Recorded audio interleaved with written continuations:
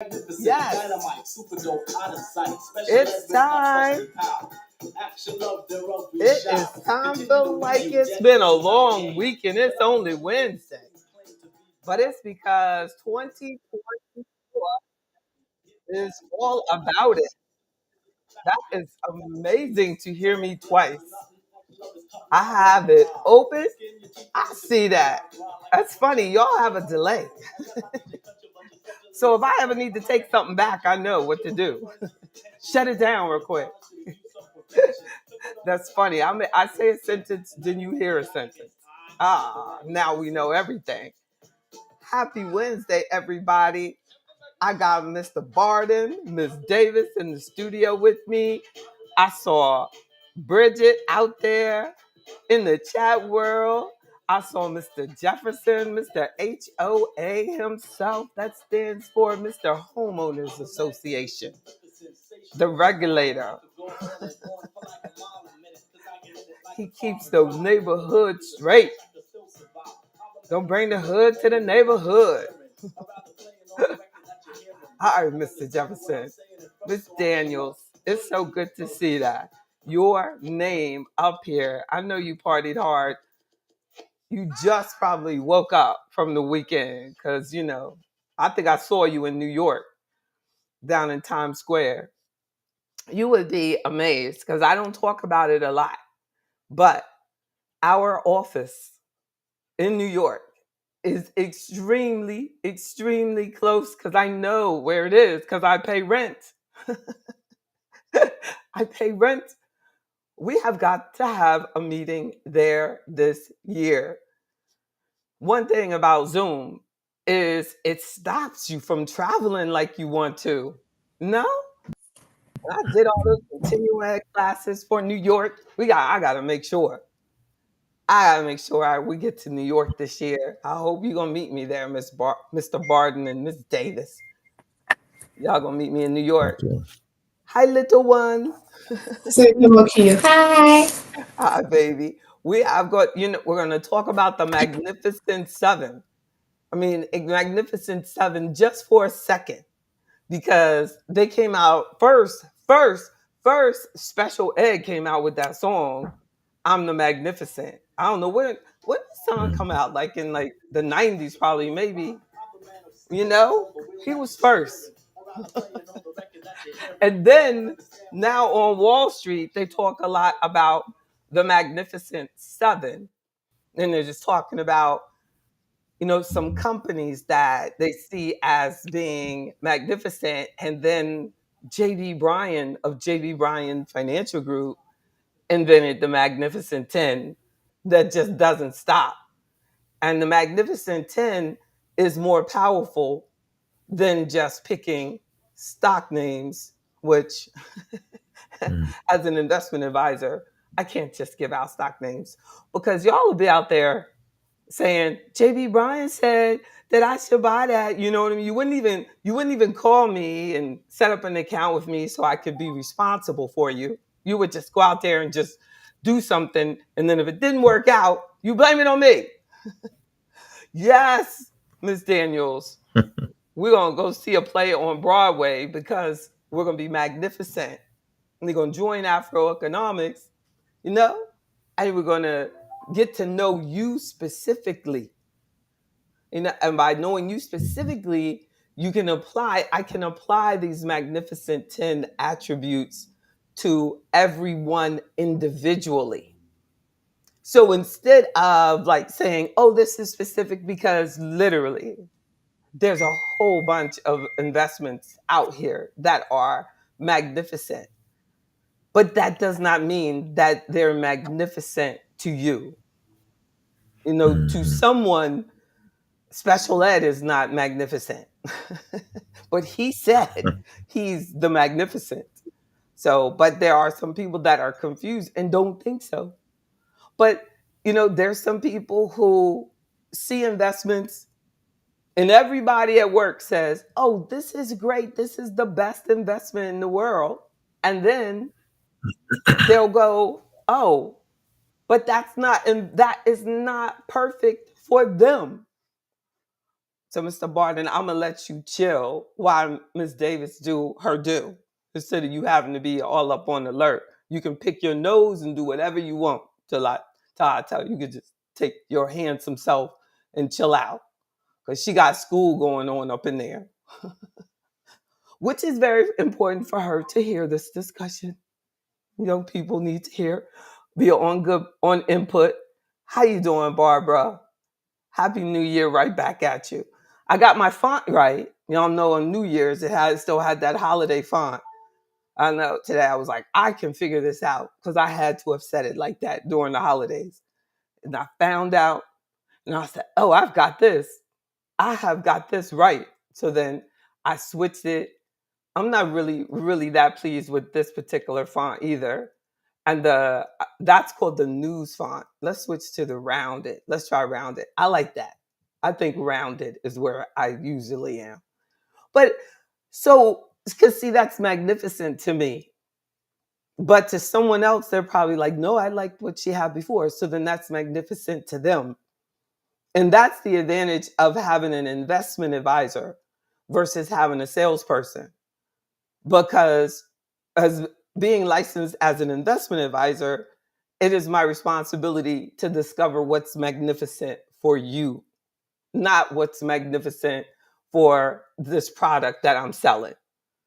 Because somehow when someone is more product based, typically they're going to figure out how to make it magnificent for you because that's all they have to offer, But I want us to get empowered on some things to think about in our investment options, even with an advisor. The more intelligent and more empowered, and key there, I did not say educated. I said the more intelligent, the more empowered, the more knowledgeable, because you could go to school to be a plumber and it's still not going to give you the education for some of the stuff we're going to talk about tonight. You could go to be a brain surgeon and it's still not going to give you this type of empowerment and knowledge. So we get confused that, education and levels of education and all the education in the world, and that equals empowerment.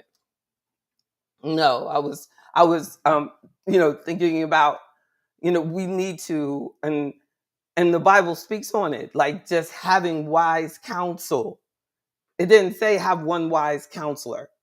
We need to have the plumber in our life. We need to have the electrician in our life.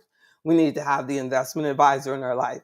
We need to have the physician in our life. We need to have the nutritionist in our life. We need to have the overall general fix-it person in our life. We need to have the person that can read and write stories in our life. We need to have, the computer technician in our life. Can you see that? So I was talking about on Monday where it was someone I was working with that and he was saying, oh, you have, like, the problem is you have too many, coaches. No, when I have all these sports, how can I have too many coaches when I have so many different sports? And that's what I'm like, that's how people will misguide you, and that's very dangerous, and we have to be very careful on who we have in our head. That's where inhuman intellect overpowers artificial intelligence. And as I saw where the president of Harvard, you all may have noticed, and let me pull the chats up. I'm sorry, I'm not ignoring y'all. The president of Harvard, she was fired. The first Black person, not the first female. I think she's like second female, but the first Black president of Harvard University resigned because she was forced to. And there's several reasons, because she got all caught up in the politics and how she presented her position on all this political stuff. But what I thought was most interesting was that they were saying that she didn't properly cite her work. She didn't properly cite her work. Now, you all know that I'm currently finishing my PhD at some point in my future life. I'm taking my time. And the every assignment that I turn in goes through artificial intelligence. And they tell me what percentage of it did I not cite enough and what percentage was cited correctly, Mr. Jones. They tell me it goes right through the computer. What if I haven't cited correctly, or 90% of this is not cited right, or this isn't, this it's going through the computer. So now here it is, this sister who wrote this paper in 1997. She did her dissertation, and there was no artificial intelligence. It was depending on if the professor, and they're depending on that student doing proper citation. Now, really, the professors are almost putting themselves out of business, putting the work through the AI, right, Mr. Barden? Because they're saying that this computer will pick up on more of they say they're saying that she incorrectly cited or did not fully cite, but in our world it's called plagiarism. They're accusing her of plagiarism, and to run something through a machine. And what? I've heard this. I've heard this in the news. How much of this dissertation was plagiarized, though? Are we talking one or two sentences, or several paragraphs? Are we talking chapter 11, chapter 12, number 29? I It mean, said there's only six, and it wasn't just her dissertation. So they're saying that out of a whole bunch of other academic works from the past, they put through the computer and checked it. So six times, and to me that's nothing. I can't believe y'all talking about this, because relative to all of the people that came before her, if they ran their stuff through it, I would argue that six is on the low end. uh-huh. I mean, six is on the extremely low end.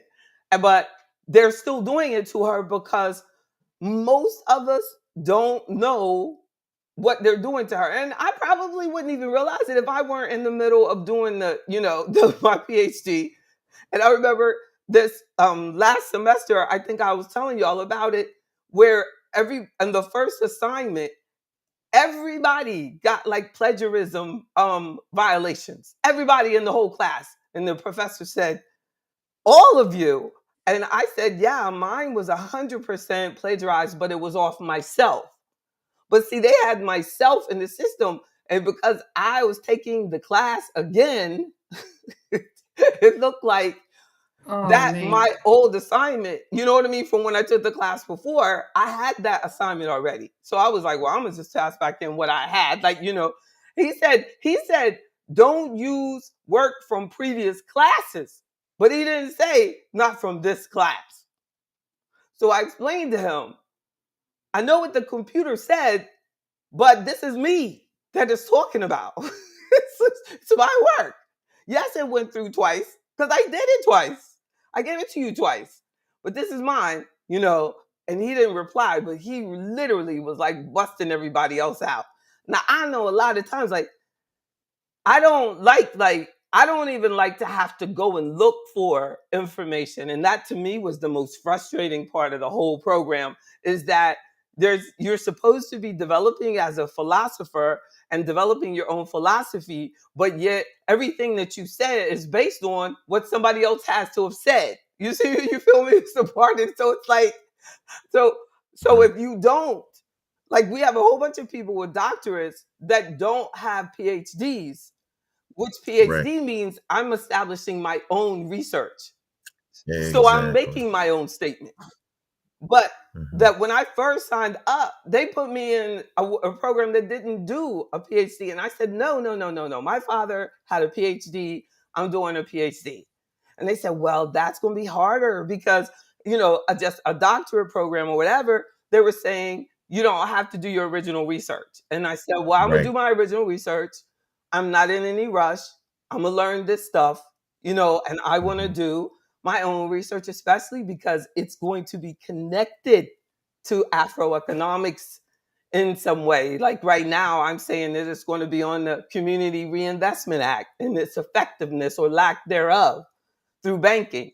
Huge. So we, as I said before, we need to be doing our own original research. We don't really understand as much as we should about what that sister is going through and how it connects to modern technology. It's true. Yeah, and she's being checked on but in a way that it wouldn't even have been possible before. And That's right. remember with that Supreme Court justice when they were talking about her scores, her test scores? How in the world did they get that? How in the world could somebody get your standard? That's, a breach of privacy. Yes. How are they getting this information on the Black people? I have yet to see them come out with that type of information on, Trump took a test to go to business school and stuff, GMATs and all that. Where are those scores? But we don't see any of our leaders bringing up these things. Not even the Black leaders. Like, how are you going to sit here and check these people using a system that didn't exist to assist them? Because I was saying, when I went undergrad, every test that we took, because I double majored in accounting and finance, every test that I took in my accounting class was to prepare me for my CPA exam.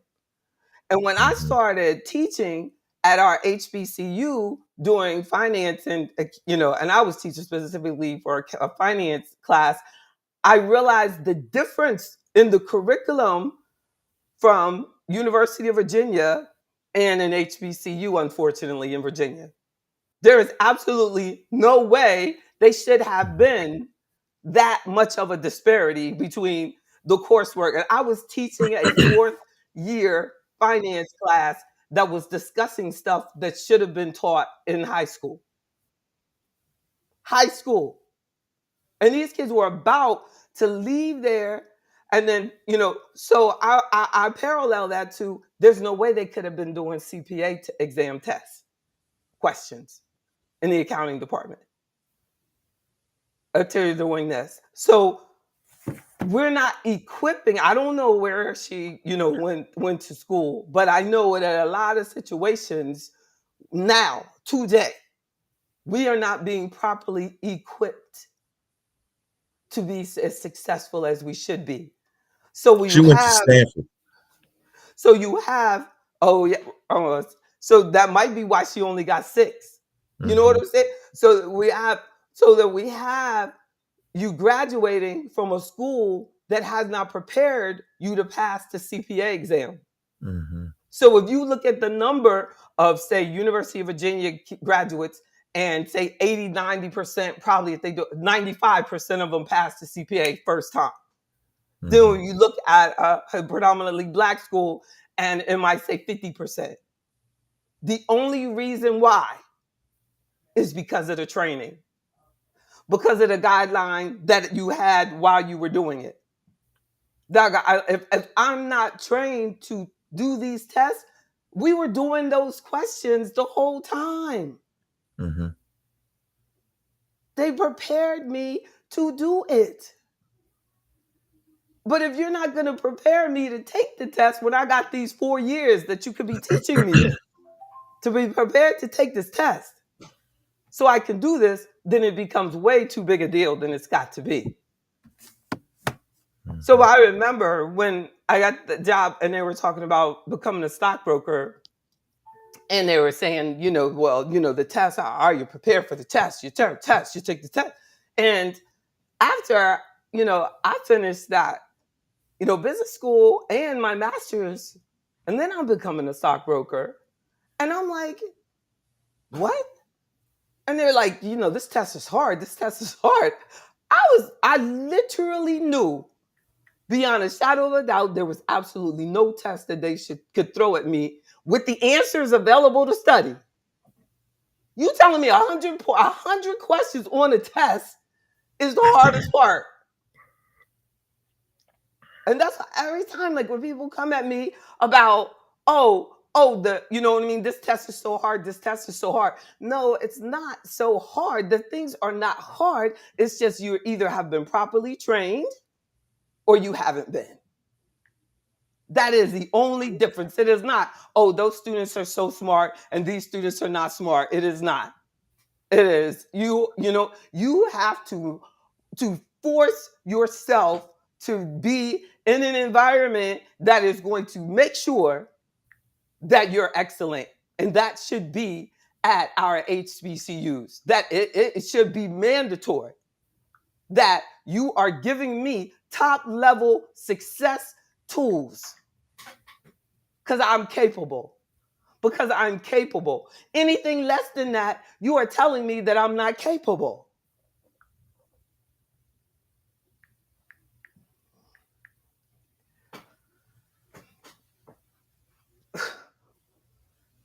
That's got to be our requirement. And that's how we got these top level students historically coming out of our schools because they were expected to be smart. My dad was like 10th out of 11 kids. And he ended up being one of the first Black people to get a PhD from New York University. And he came from North Carolina, 11 kids, 2-bedroom house.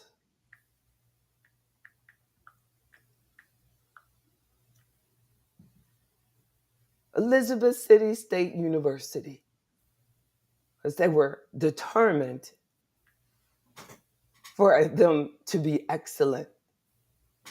And they were giving them, telling them what you gonna do, when you gonna do, when you gonna go to bed, when you gonna get up, when you gonna do that. Now you tell them kids don't even want to go to that school, and people don't want people to tell their kids what to do.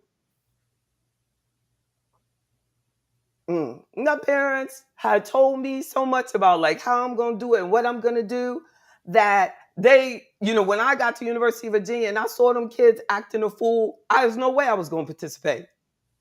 No way. So when they tell you that lie about, oh, if you're too tight on your kids, they're gonna go wrong, that's bullshit. We have got to give our kids discipline. And if you don't, they're gonna go out there with a sense of entitlement and go and mess it up. And that is sick. I was looking at this study about these kids at Harvard. These girls were about to graduate, and they brought these guys on campus and they robbed another Black man on campus at Harvard and killed him. Shot him in the stomach. You saw that story. The boy was from, his mom was from Richmond, Virginia. Yep, saw that. I was sick. Mm-hmm. Those two girls were about to graduate. And the sickest part about it is they only got like 2 years in jail. Yeah. And they set up the whole freaking thing. They were the ones going there.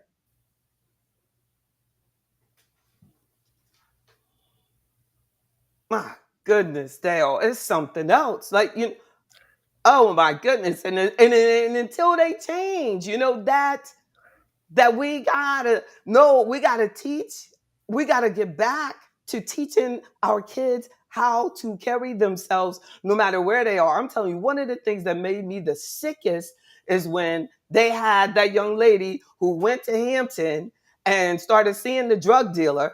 And they told her, stay away from the drug dealer, little girl. Stay away from the drug dealer. And then she went and stayed and followed the drug dealer up there while she's pregnant. Right. And then they end up following her because they go, yeah, we're going to tell her don't follow him. But she going to follow him anyway. Mm-hmm. And he had her chilling at Hampton with a great big car and great big Benz and everything. And then now she's supposed to be my role model because she writes books about not allowing peer pressure. What kind of peer pressure is that? Because he had a Benz and you didn't? And then she was on national TV and she said, my parents, they kept me in the house all the time when I was in Richmond. So I wasn't, it was my parents' fault. And they were the ones who were organizing the marches and everything to get her out. But if that girl had been from the projects, she'd be in jail today. And that's what she needs to realize. that True. she came from what was called the so-called right side of the tracks because of those parents who told her ass to sit down and stay in the house. What did you want to say, JB? Hey, what I Mr. Jones, what don't let's not I fuel it. saw, I said, I can't believe this is the keynote speaker for the Black History Month. You know what I'm saying? All you can say when you get up there, boy, you better tell the damn truth. You better tell the truth. You better tell the truth, for God give me strength. But of course, no, she don't tell the truth. She blames it all on the guy. Oh, it's his fault, and I should have been my parents' fault, and everybody's fault. So what type of accountability are we learning? You're gonna get off the stage now, because I would have pushed you out the way. So You're gonna get do out the stage. You're gonna get off the stage now and go ahead and sell a million freaking books, blaming it on the little black man. You just go on, but at some point, you're gonna have to take responsibility for yourself. so do we call that black privilege? Yes, you Okay. call that black right side, right, black suburban privilege. Okay. Okay. I was like, I can't believe I'm seeing this on national TV. That Bill Clinton's about to let this person out of jail. You know what I'm saying? When you got all of these women locked up and can't get out early. Yes, it's crazy that you have that much amount of time, but literally, you did the crime. You did the crime. So all you should say is, by the grace of God, I'm That's out true. here. The grace of God, I'm Mhm. here. Lord knows. I thank God that I've sold more books than Afro Economics will ever sell in its freaking life. I got to thank that drug dealer for that. Because I have accomplished a lot. Uh, What do you tell the kids? That's what we're doing. Like a rapper said, if as long as I get covered, I get covered. Doesn't matter that I kill somebody, whatever, I'm still popular. They buying my records. Same thing. They buying, we buy. But if parents have to start catching that stuff, they have to start catching it. And be like, yeah, that's terrible. She should have never. Well, what about the girl from Woodcomb Court that did go and she's mhm, not out? Why she got to mhm, be in there? Because she was in the same situation. Oh, because she didn't get to go to college? Or what? What? Or her parents can't afford to go do marches because they don't have no time off. What about that? Like I right. told him at my daughter's school, I said, this is no reason. This is ridiculous. They got to keep coming down here like this. This is ridiculous. There are not a lot of single parents like myself that cannot afford to keep wasting time coming to this school defending my child for y'all nonsense. And they don't care. They will continue. But so many people just have not taught kids to understand that you are blessed when you have parents who protect you from all of the Mhm, ignorant stuff you can get to. That's not sheltered. mhm, That's blessed. There's right. people out there selling their kids. That's blessed. So what I'm saying is that sister at Harvard, I think that this could be a wake up call to her. Mhm, Because a lot of times you get into the system, things are working yep. out for you, and you never Mhm, realize the life of J.B. Bryan. And I see people all the time. They'll sit there and they'll have their nice little budget. And then as soon as somebody don't like what you did, your fall from grace is hard. And then nobody that's right. care about you. You up there bragging, I got Mhm, a $35 billion budget. That's not your money. It's not your money. But we sit there and emotionally attached to that. And mhm, she was getting speaking engagements and everything and all of that and this and that. And all of a sudden she's like, Lord, what is wrong with them? Because all of a sudden, all they see is me, a nappy head black girl. That's she and her. mhm. They see me. That's it. They just see us. And look at them with six missed citations. She should have known better. Should have I know. known better. She is And, being treated worse than that girl who went there with that drug dealer and Bill Clinton let her out. Like, this woman is getting a royal beat down for absolutely nothing but for being black and not speaking to the massa correctly. And you know what I don't understand, JB? They said she plagiarized, but they never said what was plagiarized. Like you just said, they said it was 6 misquotes or whatever. Yes, right. But they never said what they were. So how does she plagiarize anybody? Exactly. They don't have to. It doesn't even have to be true. That's right. It can That's say right. anything on you. When it stacks up against you, then Right. you're SOL. It's Mhm. on. It's just Hey, that easy. It's just that easy. And I don't see how any of us don't realize that we're all living on borrowed time. That's true. Literally, every day I wake up, I go, thank you, God, for Mhm. another opportunity to help my community Mhm. and enlighten us and empower us. You know what I'm saying? Because every day, standing out here like this for y'all, you don't realize all of the ugly comments that I get, all Mhm. attacks. I had one white man, he told me that I should be hung.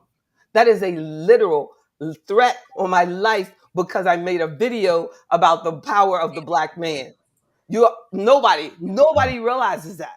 Nobody realizes that. You all live. Most of us live in this nice little sheltered life, and you can stay away Yep. from living your life and committing to black people and then saying Afroeconomics is dumb. What's the difference in it? Well, then you wait until you're president of Harvard and Mhm. they tell you to resign and we like you so much, then you'll That's right. understand the difference.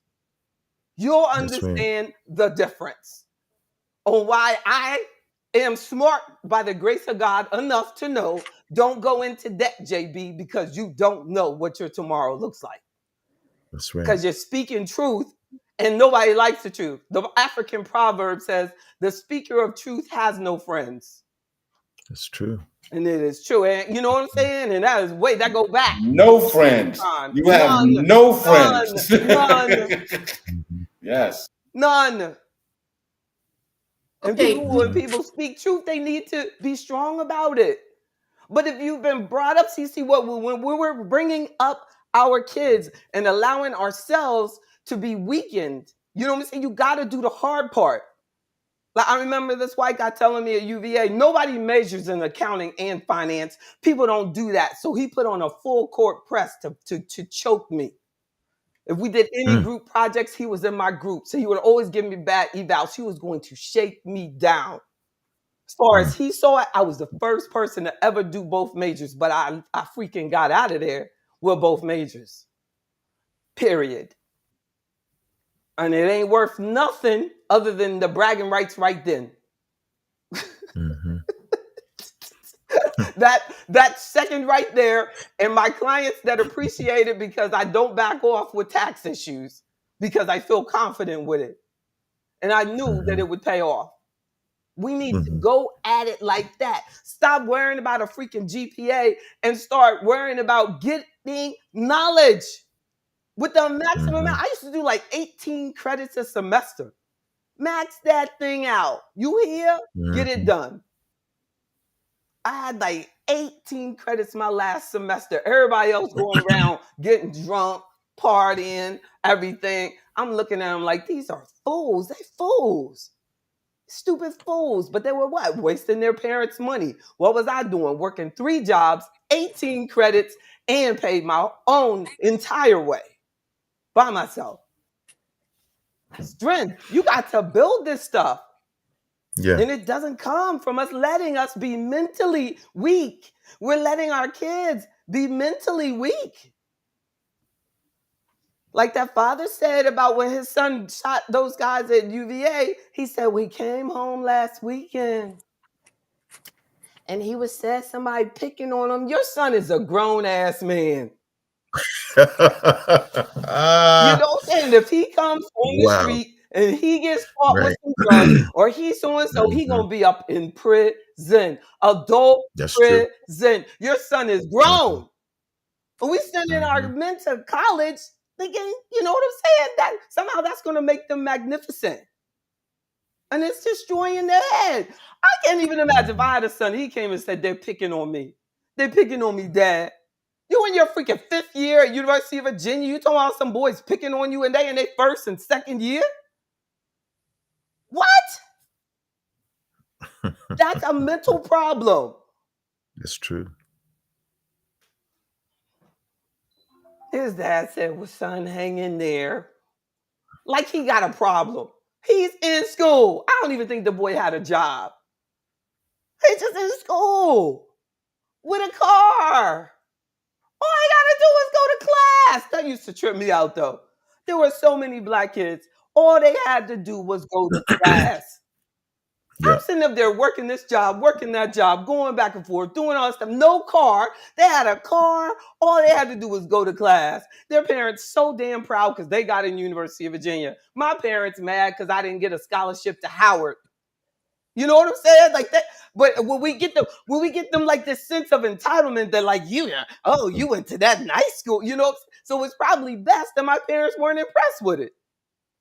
No, me having to go there was punishment for not getting a scholarship to a HBCU. You loser. True. So go there because it's cheaper. You lucky you got in. Yeah, Miss Davis. Yes. Okay. She's being very mean to me tonight. Exactly. I'm just glad you're paying attention. Okay, back to the sister. Claudine, I think her name's Claudine. Gay. Mm-hmm. Okay. Dr. Gay. So she was hired back in July, which means you only have worked 6 months. I sort of thought to myself, did they hire her just to do this to her? Just to say, okay, you little black girl. That's right. Let me show you and everybody else out here something. This is what we do, because somebody said this in one of the meetings. They, I think, now are really showing us, look, this is what the world is going to be without you. And this is what we're going to be doing to you going forward. So this is just another phase of it. It's like, I'm going to hire you, I'm going to fire you, but I'm going to let the whole wide world know I'm going to do this. And I'm going to use some little old bullshit reasons as to why I'm doing it. Too many of y'all got degrees y'all have earned from, these schools of higher learning and all this highfalutenness. Then this is going to stop. That's kind of how I see it. That's right. That's the way I see it. That's right. I know. Well, I see it as an indictment against black women, particularly black women with power. And that too. Because I look at the situation with Kamala Harris. I look at the situation with the sister with the 1619 project. I look at these sisters who are taking on, Donald Trump. You see what I'm saying? These are all sisters. These are all sisters. And so what I'm saying is that's something that I think is an undertone that we haven't really, really looked at. That's right. And so they're doing what I call the old slave mentality. We're going to say, okay, black women, if you go out there and you go out and do these things, this is how we're going to deal with it. That's right. And what I'm saying is that we got to turn, like you said, we got to flip the script on them. We got to flip the script on them and go at them hard. That's right. Go at them hard. That's right. But if we're dependent on them the way that most of us are dependent on them, then you can't speak your truth. You have put yourself in a, you put yourself in a position that they own you. It's like, when people go into any job and then they go, well, I got to express myself. Well, that's not what you signed up for. Entrepreneurship is when you express yourself. You're exactly right. You know what I'm saying? In exchange for expressing myself, I had to come out. Come out. Like, because somebody was going to get hurt. So I was like, I'm going to get out. Because I'm not going to allow you to talk to me that way. But once they feel like that they own you because you're in here, and if you want to stay here, this how we going to treat you. That's what you're saying. Know what I'm saying? Then you go, and then you see at some point, like now all of a sudden she'll want to start her own consulting firm. She'll want to do, what I mean? She'll want to do something that if she had done 30 years ago, she'd have a big impact. You know what I'm saying? Now I'm mentally, by the grace of God, healthy because for 30 years now, I've been working on my own. But if I had stayed in corporate America and them trying to give me a beat down every day for bringing in money to his firm, you know what I'm saying? And when you want to stand up, when you want to stand up, they get mad at you. I would go in and stand up because black folk would go and open up an account with somebody else. I'm the only black person there. So they go open it up with somebody else. And when they do them wrong, they go, can you help me? So then I got to go fight for you against one of my coworkers. So I go in there and I tell the boss, like, this guy should have never put these people in this thing. You got these old people in this thing. This is a D-rated bond fund. What the hell? Like, these people shouldn't be in this. There's no way. It's outside of that. I'm looking at their risk tolerance on their new account form. These are better. They're looking at me like, this nigga gonna have to go out of here with this shit. This is not no Alex Haley movie. It's we don't need no Martin Luther King up in here. So you gonna shut that up. So what did he say? That's not your issue. That's right. That would have killed me over time. They only had to say that to me one time. But do you know how black folk will come on the air and brag about faking and lying and being somebody that they're not? I was saying about that documentary that I was watching, the brother talking about migrating from the north to the south, black folk going back. And this black lady was on there talking about how much she faked at her job for decades. Had 2 different voices. What in the world? My white friends watch this video just like my black friends watch this video. I am the same person. At a meeting at UVA or a meeting, at Virginia Union or VCU or wherever I am, wherever, y'all can always depend on me being the same person because of my commitment to God's will. Not answering. I'm only going to speak the truth. And in order to do that, you're going to have to get your debts paid. JB, let me go back to something else. So while, nobody but a certain group of people, a certain caliber of black people are paying attention to Claudine. Okay. Dr. Gay. Why you got to keep calling her Claudine? That's Dr. Gay. Okay, Dr. Gay. All right. All right. I'm sorry. I work with a lady named Claudine. That's how I can remember her name. So we're focusing in on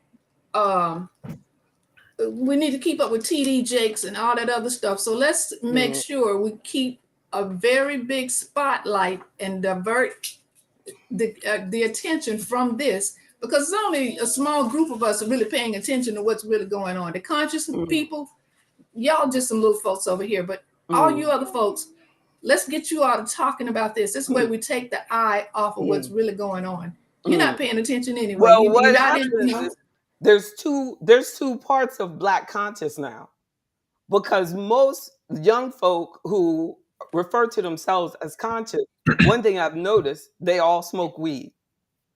That's unconscious to me. If you intoxicate yourself in any way, you're not black and conscious. You just black.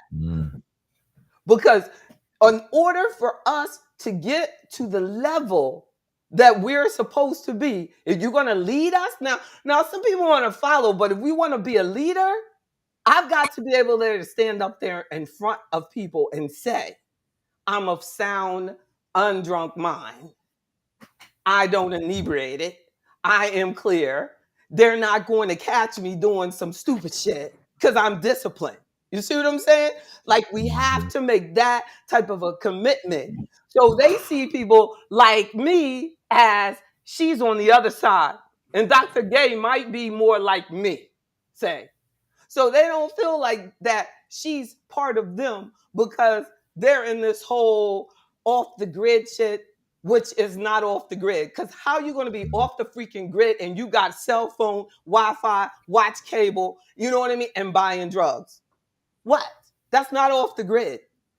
If you're off the grid, you live off the land. You have no cell phone, no cable. You definitely ain't gonna do no drugs unless you growing it in your own black backyard.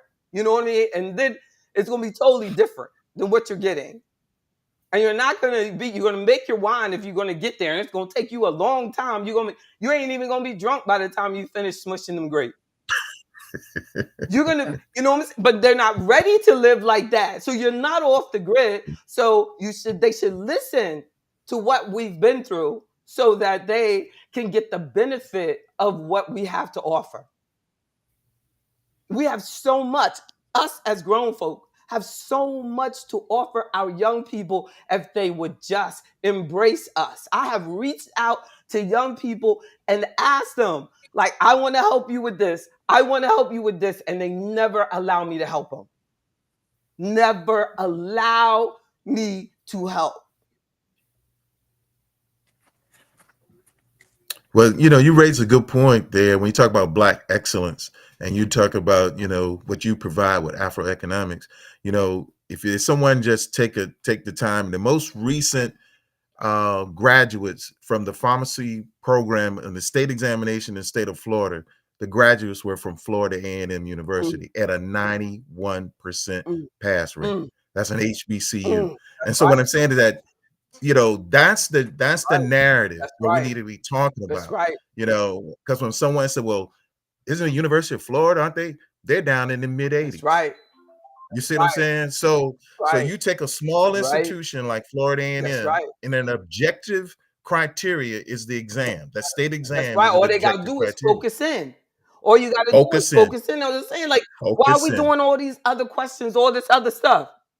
Focus in, just like we had to do. You know what I'm saying? It's all come right from this. When the tests are over, they give you all the old questions. Exactly that is easy. Passing the test is easy. There's not a test that exists that's not easy to pass. Making a living from it, that's the hard part. Right. We think the test is the hard part. And that's how we think, oh, I'm going to go to school and then I get this and that. You got all of these people with all these degrees that ain't making past minimum wage. Right. And then they get out and they're shocked. They're shocked they can't get a job. Why? Because y'all won't even give JV Bryan a chance to help you for free. Exactly. She won't help you for free. And you won't even give her a chance because she ain't Black enough. And ain't nobody, you don't know nobody else that been self-employed for 30 years, but it don't matter. I'd rather go ask somebody at the government.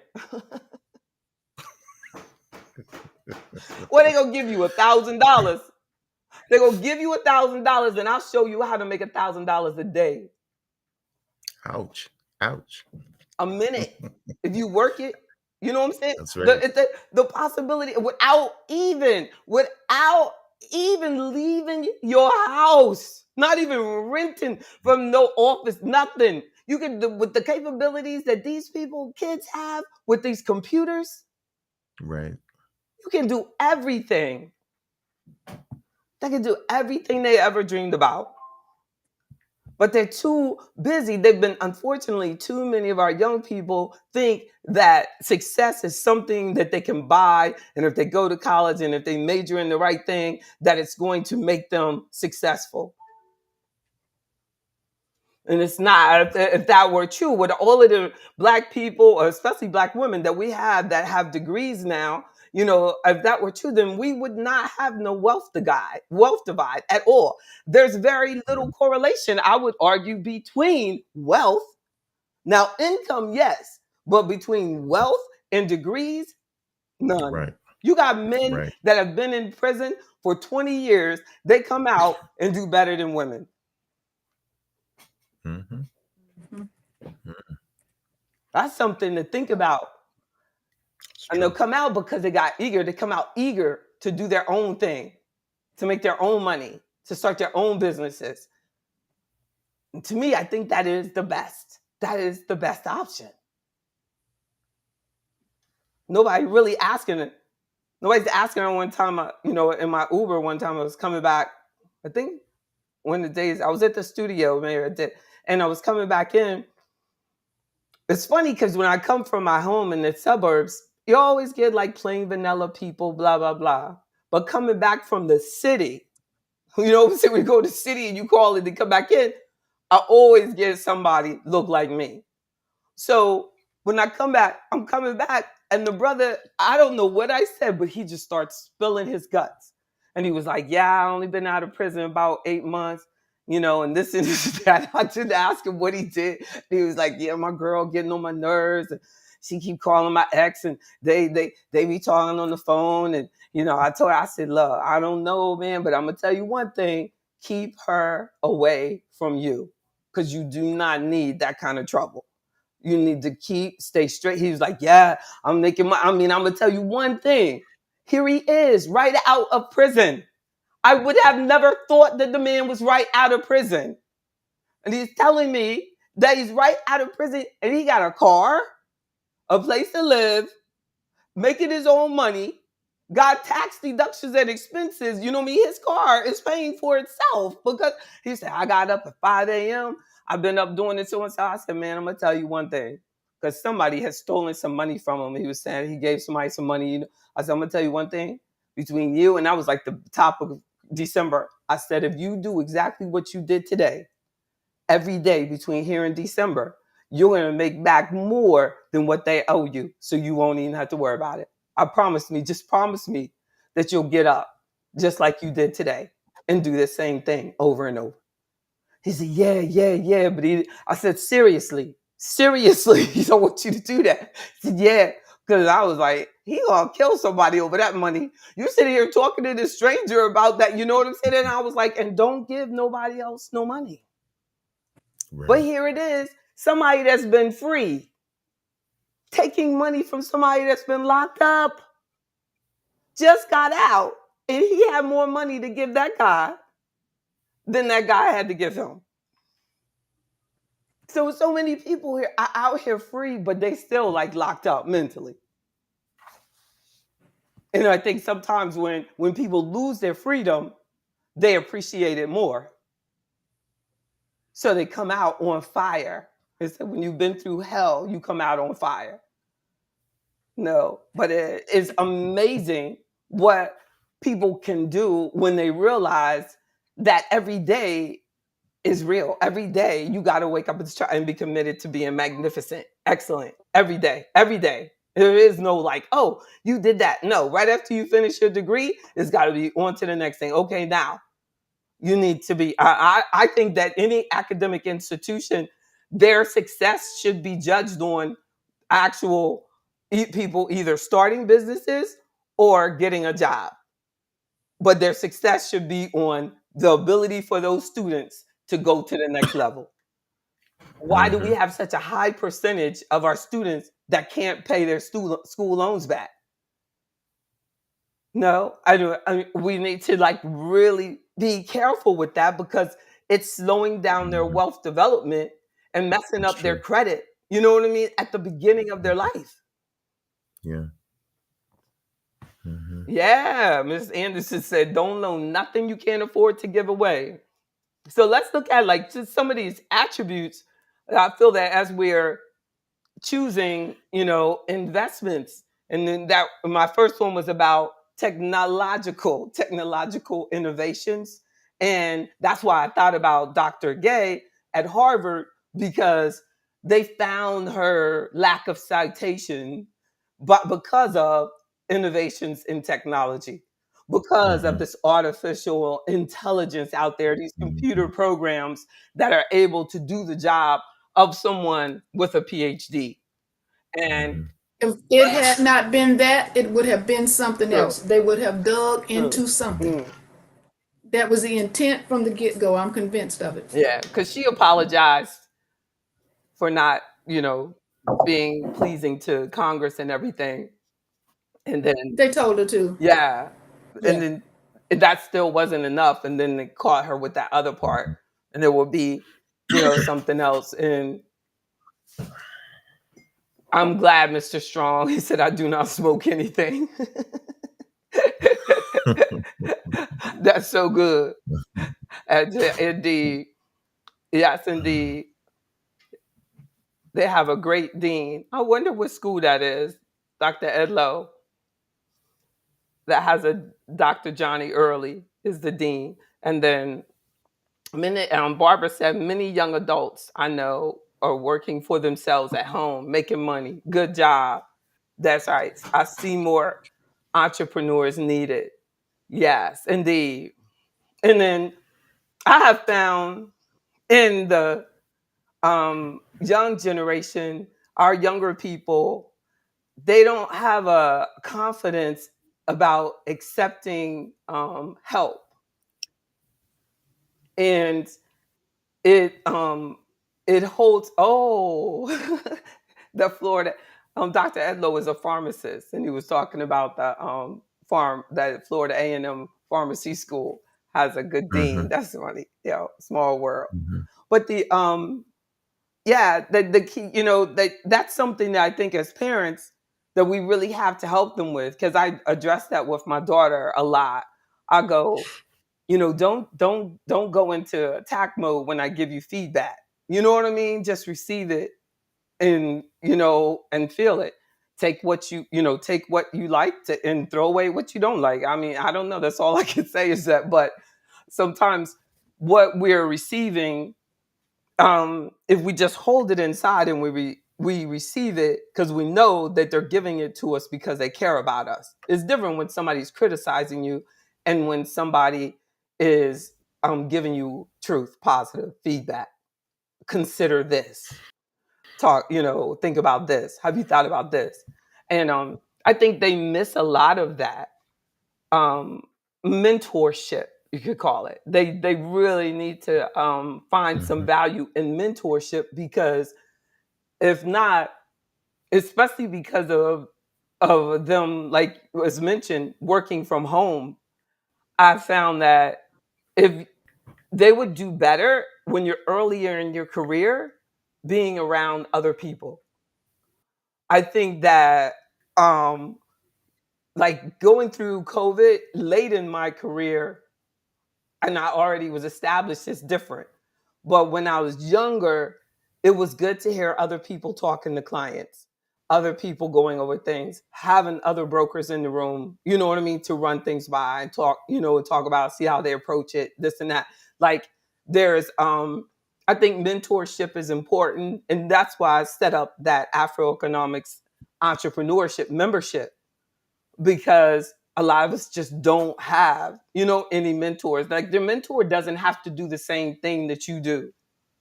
But, I didn't have anybody out to pull out to reach out to. And I think that, we don't really understand what networking is. Like they'll have like, oh, we're doing a networking party, and people are just going in there and, getting up to the bar and drinking and what you do. But mentorship is better than that to me, because the mentorship is when you're Mhm. actually, this person is committed to your success. Networking is about just finding out about different services that are out there in the community. No, you can't like network and then say, will you help me? To see that people say that, when they meet me, and I go, that's why I have the membership, that of course I'll do it. But they don't, of course, don't want to do it in an organized fashion, which is a problem. If you want help from that person, you have to get their help in the way that they can do it. And if I didn't, less people would get help. The less organized we are, the more we hurt our community. And we should realize that there's power in organization. True. So we want to look for companies that have innovation, that have a market dominance, like um, it's especially like, even if it was an ETF that I'm looking at, and I focus my portfolios a lot on using ETFs, but in the ETFs I'm going to look at especially those top components of that specific ETF that's bringing in what I want it to the portfolio. Like it might be a small cap fund. I don't need it to do the same as my large cap fund, so I want different things on the top. And you have to be careful with that, because a lot of times they'll title a fund, but it's not particularly working the sector that it's supposed to be doing. That the managers, and that's the good thing about ETFs, they don't manage. So each ETF is just put together to represent a particular thing. Like it might be, these are these might be small caps. So it just has rules that the market cap must be less than this particular amount. And they just pick those top of that sector. This might be ETF for the but the management comes in is in how I put that blend of these together. And that's Well, the ETFs, they don't have a trade manager like mutual funds do? No, not at all. That's why I use them, because they don't have those 12B1 fees like mutual funds do. Okay. So it's the person that gets paid is any fee that I'm getting, but the fees internally on the ETF, typically, especially in my portfolios, are very low. So the client like really is in a position to save a lot relative to a full load mutual fund, definitely. Mhm. So and then so some other those attributes, like market dominance. I want to know that it's a leader in its sector. Financial performance, especially like I like to look at least 10 years of performance. Like how strong is the brand? Is it loved, especially if it's in a even in ETFs, you'll have some branding there, like BlackRock, Vanguard, iShares, but that's nice, but it really, because they're not managed, I still have to make it work. I have to make it work, but you still have to be very careful. Like I saw some interesting ETFs coming out now that are for venture capitals. So, or IPO ETFs. So, and it will have its criteria set out, like this fund buys initial public offerings after the 5th day that they've been public and sell before such a day. And they have to go in and out. It just has to follow the rules, no matter what. And then, but it'll allow, that could be a major way for small businesses to start raising money, because if they can present themselves to the ETF, like that ETF is constantly gathering assets. So it might get a portion of an aggressive or alternative investment client that wants to be pretty aggressive for a portion of their portfolio.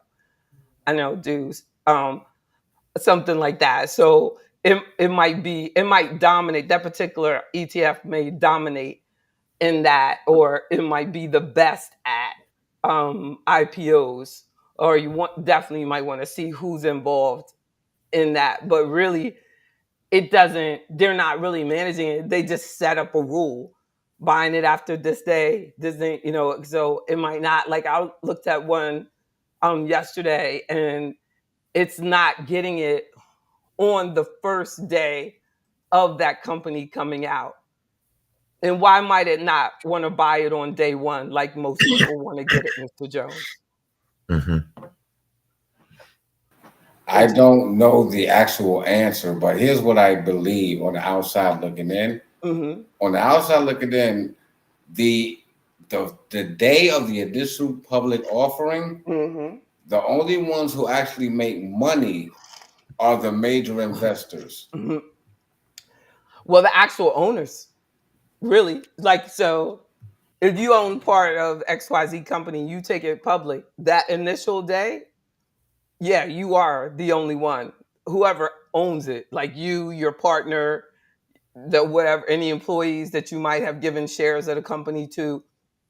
And matter of fact, on that initial day, it might have already been all bought up by somebody. That's true. That's what she's saying. And then they sell it. You know what I'm saying? And then they'll sell it, and it'll already be secondary though. So, but if they're buying it, then their initial public offering, and they say, okay, we're going to put 100 million in it, that they might just be able to dominate, coming in with with the venture capital firm that's bringing it out. But, Right. Typically they'll still need some other people to get involved. But like how I trade is pulled with someone else's, and it will come together somewhere else. You see what I'm saying? Like mine might feel little, but it'll be pulled together into some transaction that's $1 billion. You know what I'm saying? And I'm just in on it. And so, and that's the joy of technology as well. But that's a good point. So what they'll say is so if that day the initial comes out at 24, and nobody got to get it at 24 except for the big boys, like you said. Mhm. So then they got 24. Then they said, well, I'm gonna put it in the secondary market. I'm gonna sell it now. Then supply and demand, all these people want it because they've been waiting for it to go public, and it goes from 24 to 30. The next day it goes from 30 to 35. The next day, I'm on day 3, right? The next day it goes up to 40. And then the next day at 4, it might start slipping down. And then on the 5th day, it's probably like, based on research, they found that on the 5th day, it's settled down by then. The excitement is gone.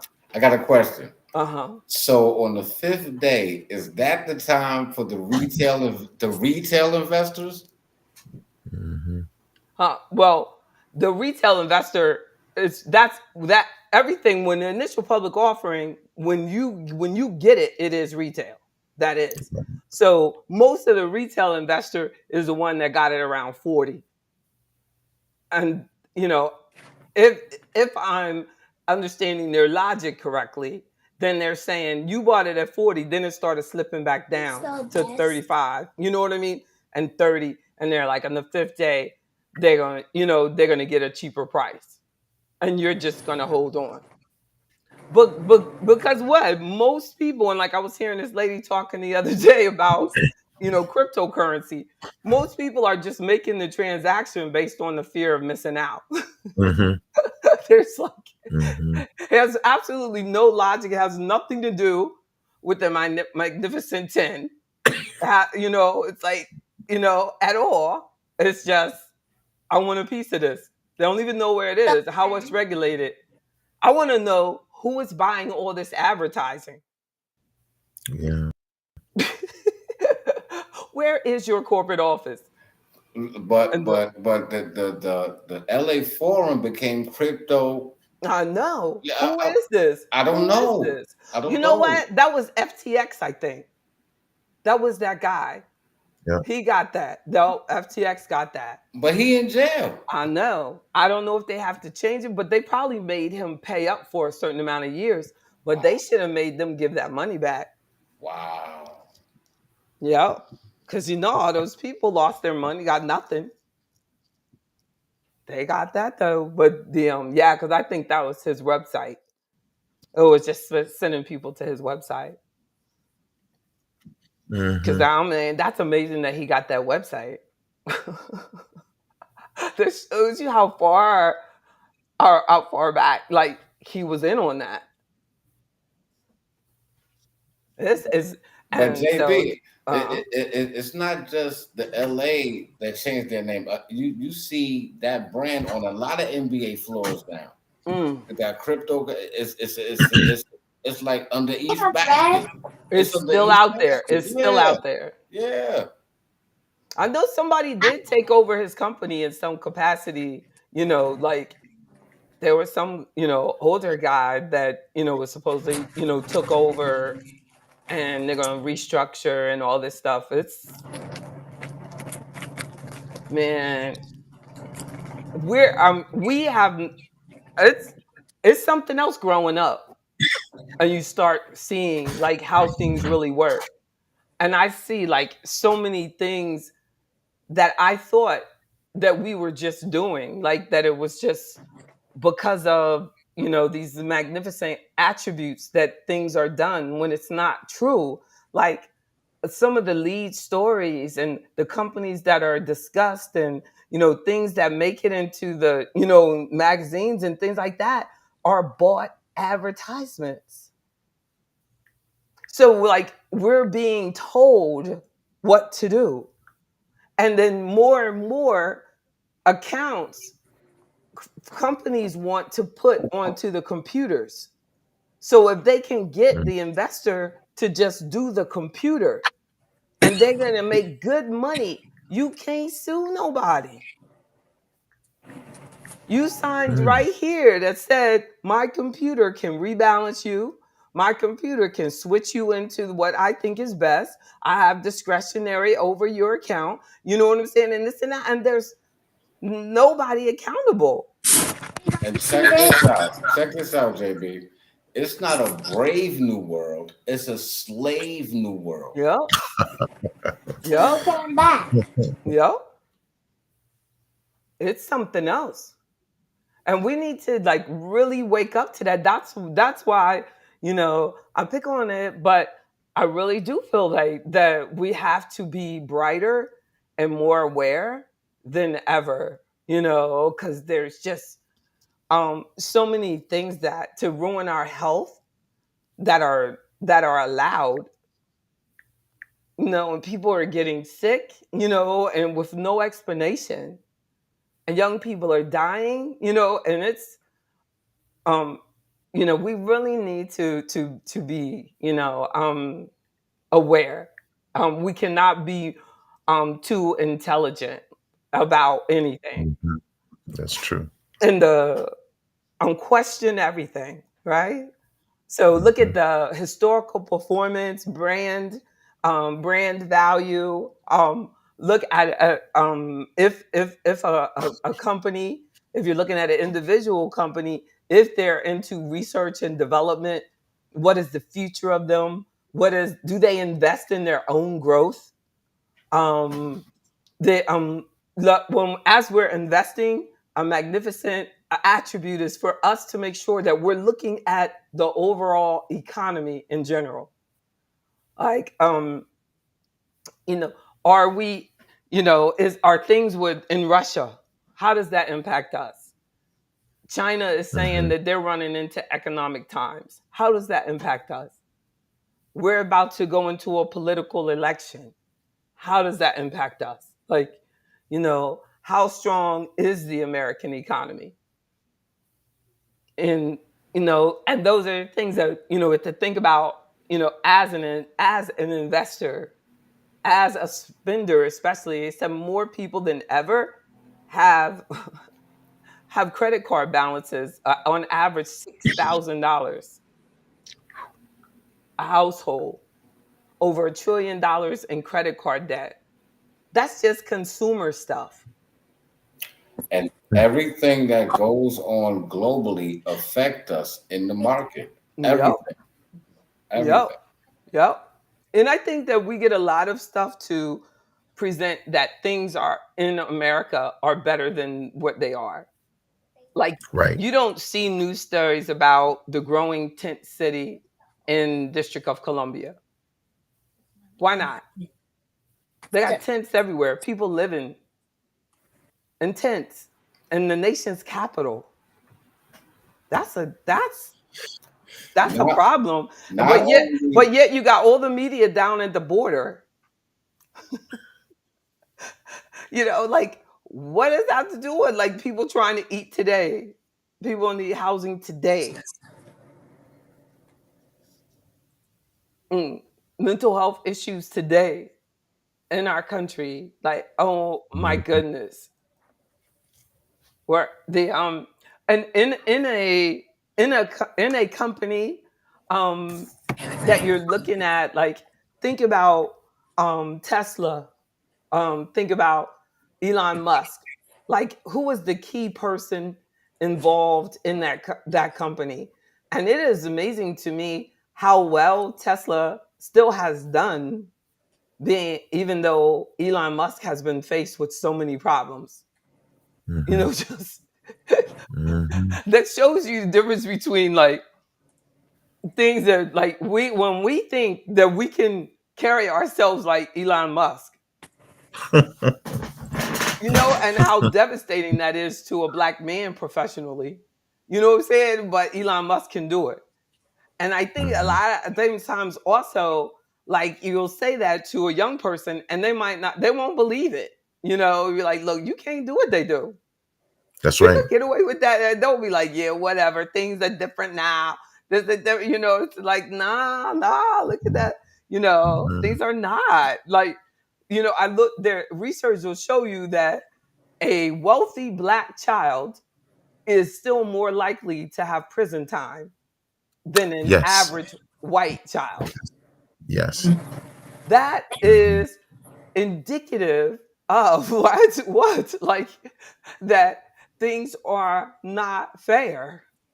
Right. We're much more likely for a credit card problem to work against our credit and to actually have a judgment called against us for credit card debt than the majority community. That is statistically recorded.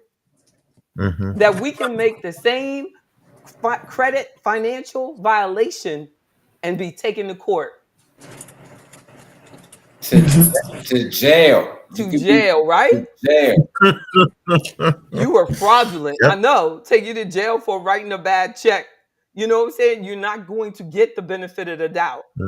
No. Oh, that's something. So we have to, like, you know, look at the companies that you're thinking about. Look at Warren Buffett. You know, a lot of the discussion now is like, you know, what's his succession plan? Who's going to take over? How does it continue? Because a lot of it is based on, you know, his brain.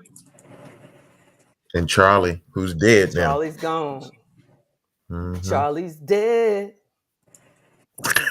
That's what I said. It's true. Oh my goodness.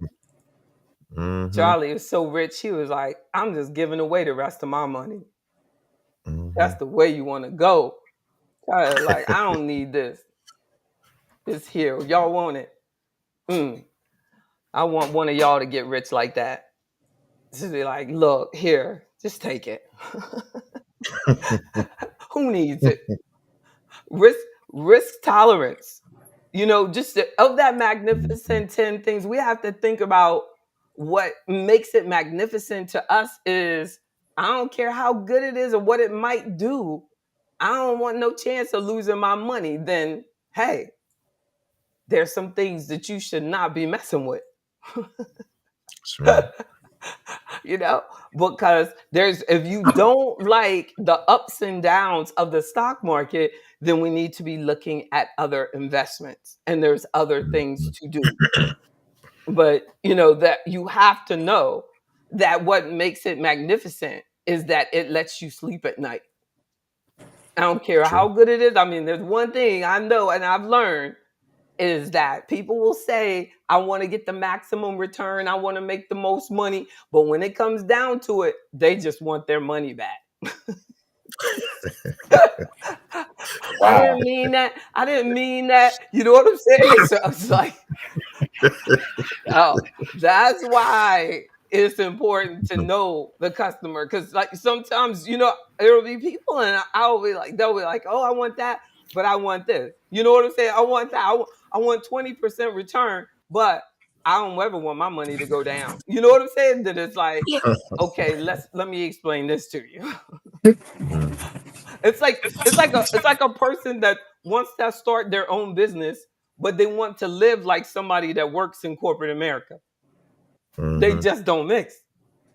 There's some times, you know, that you are going to have to make some really tough choices, you know, just like, I mean, everything is a give and take. There is absolutely no way that when people say, I can't stand this job, I'm going to start my own business, I always have to preface it with, you ain't worked until you start your own business. So if you think you working over there, I don't care how much overtime you do at that job, you get paid overtime. When you have your own business, you always work overtime. And you might not get paid at all. And I don't think people understand that, you know what I mean? The reality of it, that I work overtime, make sure everybody else gets paid. Then you pray that you're building something. Because if you're taking it out and you gotta have it, like, it's like a person starting a business and they want a loan to make sure that they get their salary. What you need the loan for? Because I got it. You don't need to start no business. You need to reconsider what you're doing here. It's something else. It's real. So those magnificent. So I'm looking at your risk tolerance, understanding your liquidity. When am I going to need this money? If this investment is, and I'm saying, oh, this is a long-term investment and you need to give this 5 to 10 years, but you're saying I might need this money next year. You don't need that investment. You don't need my 5 to 10 year investment. You need something that's going to have your money available to you, the next year. And you want to know for sure that you've got at least what you started with. In a year from now, you have to understand your liquidity. But sometimes people, when they're not thinking, ill-advised, they'll put it all in something, knowing they're going to need it next year. The market goes down because somebody goes at war, God forbid, and then you down 20%. No, you can't blame that on anybody else.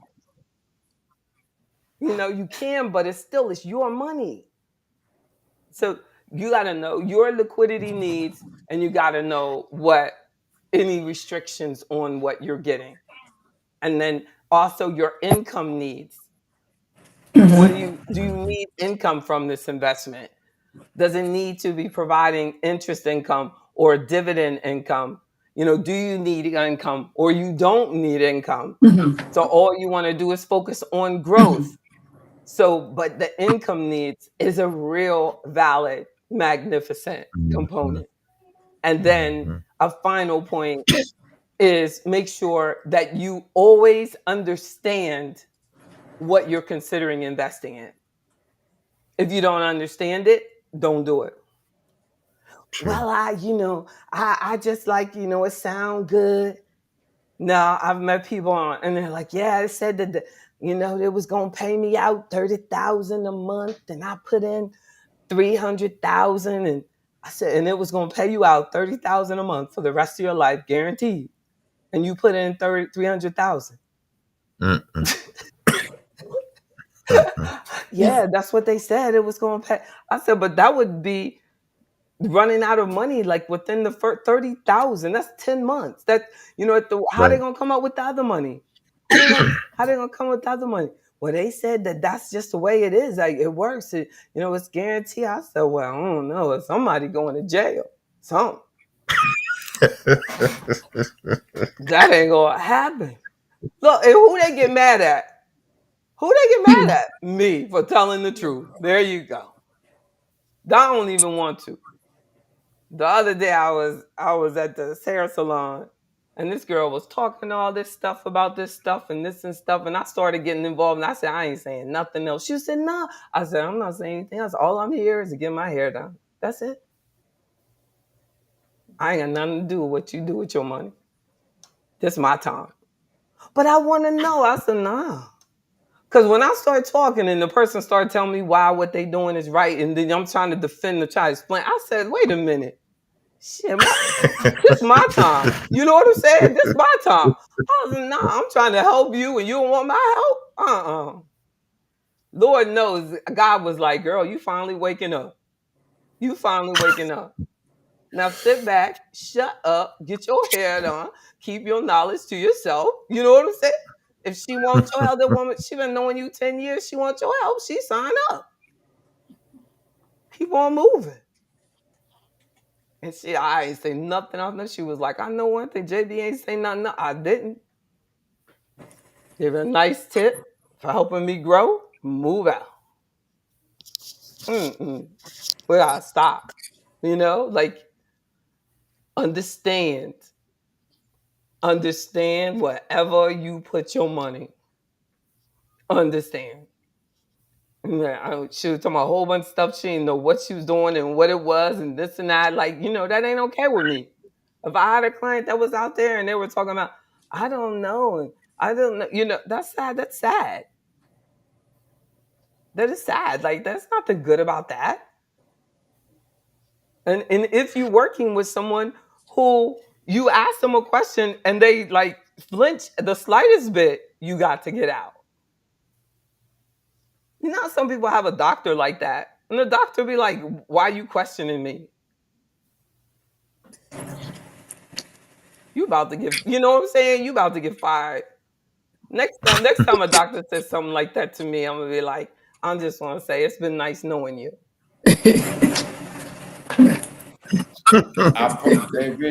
I lost 2 doctors by asking questions. Isn't that sick? Oh, they'll send you away. Oh, they send you. They gave me another doctor. This uppity Negro coming here asking me questions.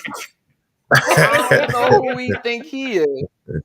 I think you might be happier with this person over here. You just go on over there. Look, you just going over there with Jamal. Have you ever gone to the mall on North Side? I think you and him will get along better. Don't you tell me who I'll get along with. Look, don't you have to tell me twice. But that's a blessing. That's a blessing. You know what I'm saying? You ain't done nothing but help me. We need to get out. Get out. Get out. On any level, you know, like if you're not getting your questions answered, you got to go. They're not on your team. You don't understand your investments, you need to get help like right now. If you don't know what debts you have, you need to get your debts in order right now. You don't know what's on your credit report, get your free creditreport.com right now. Like someone said to me today, something and the brother, it was like a complimentary consultation, and he said, I don't know what I'm gonna do, but I think I need to do some investments. And I think I said, well, just sign up for the membership, even if you do just the free one, but you want to get together, do the membership that's best for you. I see you got a couple businesses, do that. I said, but a lot of times investing is not what you're ready, the first thing that you need to do. And I didn't want to, say, because you can't assume anything, but it's generally when somebody's got all that stuff going on, they really probably need to start with tax issues, because, and just getting overall finances organized. And I don't think that we really realize how much, how important getting that tax thing under control is. Because that tax thing will just, will put us out of business so quick. Now, I don't know. So, just getting yourself in a position that, I used to have an accountant before I started doing my own tax returns. My accountant, every year would just get my stuff and sit it over in the corner. Sit it over in the corner. Every year was an extension for no reason, just all the time. And it didn't matter until one year I sold the property. And he just got it, set it up in a corner. But I owed money. See, that's when it hurts. Okay, I have to ask you, JB. I have to ask you, as a financial expert, why you didn't do your own taxes? I know, and especially with an accounting degree too. Like, you remember I was telling you, but I had met this Black entrepreneur, and he was kind of like a mentor to me. And I said, who do you use, for your accounting, like bookkeeping, type stuff? And then he said, this firm, this company. And I said, oh, okay. And then I said, I'll do that too. And then he ended up going out of business. And then when that happened with me, and he was just sitting this stuff to the side, and this was a white firm, and he would just sit my stuff to the side. And by the time, whenever he did finish it, my bill was always like $4,000. This was 15 years ago. I've been doing it's 15 years. So this last year, when I owed some capital gain stuff, then I said exactly what you said, Mr. Jones. and I went to their front door because the IRS said, we need to have all your returns in this office by such and such a date.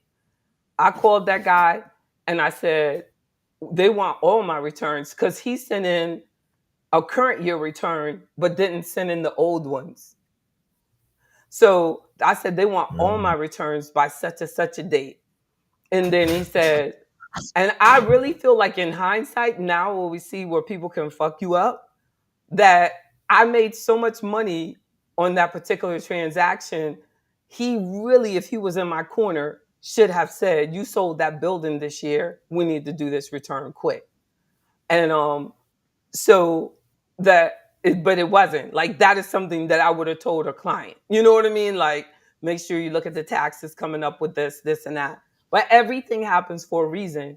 So I took this, I went to his office and I said to his secretary, I said, you know what? I got an accounting degree from the University of Virginia. I can do this myself. Give me all my paperwork, please. So she gave me this big box they had of mine. Give me my shit. Give me my shit. I took him to my car, and then he called me, and he said, she told me you came by today and you got your stuff. I said, yeah. I said, man, you know, I figured I got these degrees for a reason. I can do this thing. And then I sat down and I had to stay up. It seemed like 24 hours. You know what I'm saying? But I did them returns and got that stuff caught up. But I had, you know, then after that, I said, I will do it myself. You know what I'm saying? I was like, I'll set aside the time. But all it is a software package now. Damn, just put the data in.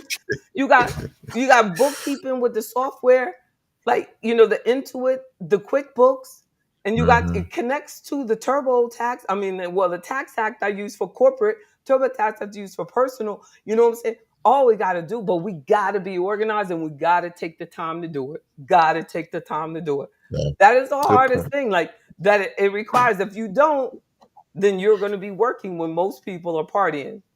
And that doesn't matter to me now. I'm so used to December's being, you know, full of work. I woke up these Christmas. My daughter was good. I went right in on finishing some year-end tax stuff. I was like, it gave me joy, because I'd rather be on it, you know what I mean, than not on it. I want to be on it. So I did it for a little while. Then I, you know, started watching some movies, but I was like, it felt good.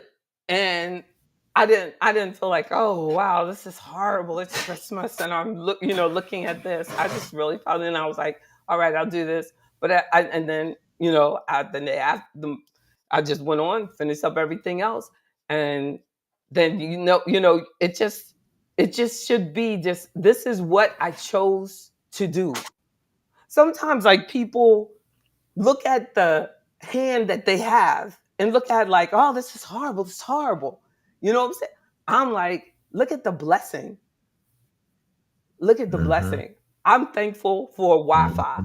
I'm thankful for all the computers I got. I'm thankful for my health. I'm thankful for my desk to sit at. I don't think about what I don't have. I don't think about that no more. Because it will just sit there and rob you. And then you won't have it. Like, you know, we only going to have this day, this one time. That's right. We got to look at the magnificence of our life. That's right. You know, how magnificent, you know, how blessed we are to still be here. Well, y'all make sure you have a wonderful, wonderful rest of the week. This is the first week of the year. Do you build your empire? Yes. Protect your empire. Yes. We got warriors right here. I don't know. I put up on Facebook yesterday something I had from like years ago in memory. It said, I need warriors that will protect the palace even when I'm not at home. Amen. Amen. All right. Amen. Amen. Not just the days when I'm at home. We got to look out for each other all the time. That's right. Look, because I'm the magnificent. All right. All right. Oh, yes. Thank you. Oh, I'm sorry. Rita said she's in timeout. No, Weeda, you're the magnificent too. Look at her. Wait, JB. Who's the artist? Tell me the artist. Special Ed. Woo, exactly. Special JB. That's right. I was like, that's perfect. Magnificent, my baby. Love y'all. Keep being good. Right. I'm sorry. I've been talking to y'all. Forgot. Miss Davis, who's that with you? Who's that with you, Miss Davis? This is my little neighbor from up the street, and I tutor her in the evening sometimes. So this is our night together, and I'm this is so our night. thankful. Yeah. Beautiful. Yeah. Second grade. Tell them your name. Oh, wonderful. What's your name? Akia. Akia. Hello, Akia. That's a furniture store up here. Have you heard of Akia? Yeah, we have one here. Oh, you do? It's spelled a Come little on, different. girl, but we with do. your We own have an furniture Akia store. here. Tell them that's my Yeah. store. Tell them that's your store. That's right. Tell them, yeah, like the store. That's right. Mr. Johnson, I'm so thankful for my friends like you. That exactly. Watching the palace. Yeah, hello, Mr. That's Johnson. right. Exactly. Happy New Year to you, Bernice. Oh, she said Happy New Year to everyone. All right, y'all be good. Go Cowboys! Right. Go Cowboys! Oh, Lord have mercy. Time to go. Time to go. Time to go. Yeah, it's time to go. They're the magnificent. Shut it down. Like Mr. Jefferson. Shut it down. Cowboys for life. That's right. Exactly. Oh, Y'all my. be good. Oh, See my. you later. See All you right. soon. Talk to you soon. Good night. Bye-bye.